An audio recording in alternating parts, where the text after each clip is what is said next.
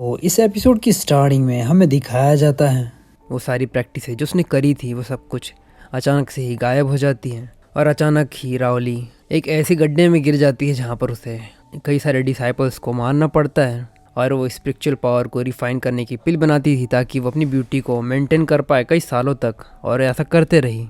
और वो अब कई सारे डिसाइपल्स की जान लेती है ताकि वो अपनी उस पावर को मेंटेन कर पाए। इसके बाद हमें प्रेजेंट टाइम दिखाया जाता है। रोहानली कहती है ठीक है मुझे अपना नेक्स्ट टास्क रोहानली कहती है ठीक है अब मुझे अपना नेक्स्ट टास्क बताओ कि मुझे क्या करना है।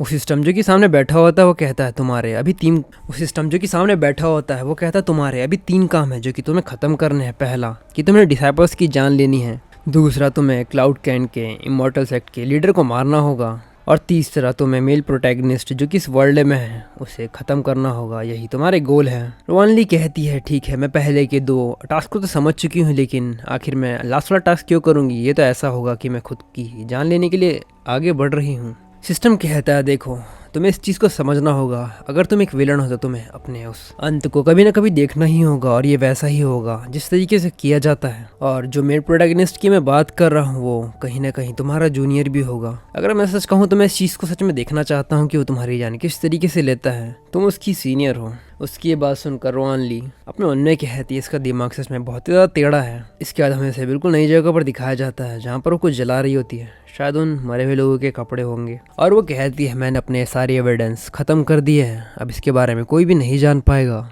जब तक मैं अपने शरीर से उस ब्लड की सेंट को ख़त्म कर देती हूँ कोई भी इन सारी चीज़ों के बारे में नहीं जान पाएगा कि यहाँ पर क्या हुआ था। कोई भी मुझ पर सस्पेक्ट नहीं करेगा। इसके बाद ये कहती वो आगे बढ़ती है, सामने का दरवाज़ा खोलती है, लेकिन तभी पीछे से एक हाथ उसकी तरफ बढ़ता है और वो उसके मुंह पे रख देता है ताकि वो कोई आवाज़ ना निकाल पाए। ये देखकर वो काफ़ी ज़्यादा घबरा जाती है और अपने मन में कहती और इसके बाद हमें हल्का सा दिखाया जाता है कि वो इंसान कौन है। उसके चेहरे से हाथ हटाता है। इसके बाद वो सिस्टम से बताता है होस्ट ये तुम्हारा मेल प्रोटैगनिस्ट बालियानकिन जिनकी ये इसका नाम है। जब वो सिस्टम की बात सुनती है काफ़ी ज़्यादा घबरा जाती है और कहती है क्या आखिर ये सब कुछ क्यों हो रहा है। और हमें मेल प्रोटैगनिस्ट को दिखाया जाता है जिसकी हालत उतनी ज़्यादा सही नहीं होती। उसे देखकर ऐसा लगता है कि बस कुछ होने वाला है। वो उसे अपने आप से दूर करती और कहती है मुझे जाने दो, लेकिन वो उसकी कोई भी बात नहीं सुनता। उसके हाथ को पकड़ लेता है और उसे ज़मीन पर गिरा देता है। ये देखकर उसके चेहरे के एक्सप्रेशन चेंज हो जाते हैं। तभी उसे उसका सिस्टम दोबारा याद दिलाता और कहता है तुम्हें अपने मेन गोल को नहीं भूलना है, तुम्हें नहीं भूलना है कि तुम्हारे आगे और पीछे कौन खड़ा है। रोहानली कहती है चुप करो, मुझे याद दिलाने की बिल्कुल भी ज़रूरत नहीं है कि मेरे आगे पीछे कौन है।